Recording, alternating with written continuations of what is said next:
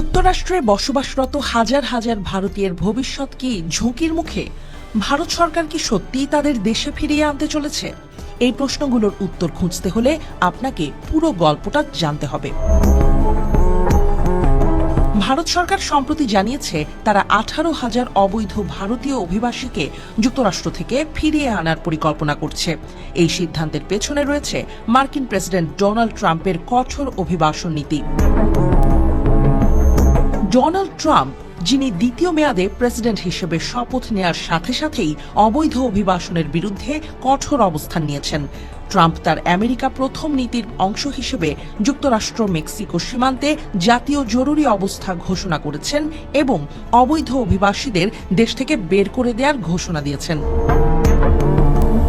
এমন পরিস্থিতিতে ভারত সরকার যুক্তরাষ্ট্রের সঙ্গে সহযোগিতা বাড়িয়ে ট্রাম্প প্রশাসনের সঙ্গে সম্পর্ক দৃঢ় করার চেষ্টা করছে।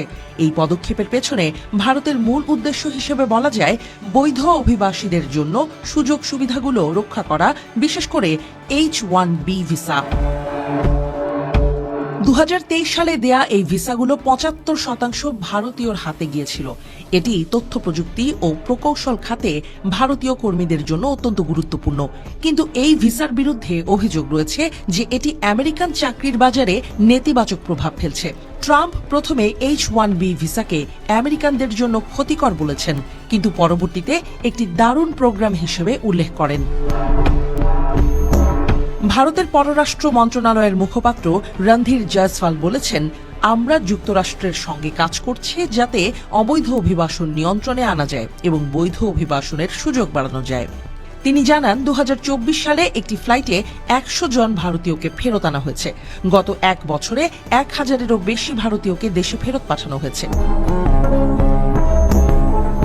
বিশেষজ্ঞরা বলছেন, ট্রাম্প প্রশাসনের সঙ্গে সম্পর্ক দৃঢ় করার জন্য এটি মোদী সরকারের একটি কৌশল।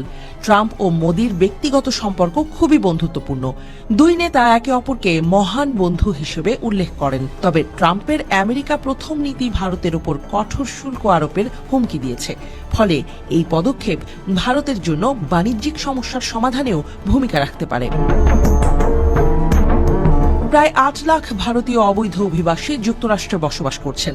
যদিও সরকার এখন পর্যন্ত 18,000 জনকে চিহ্নিত করেছে। যদি এই পরিকল্পনা কার্যকর হয় তবে অনেক ভারতীয়ের জন্য এটি হবে বড় ধাক্কা।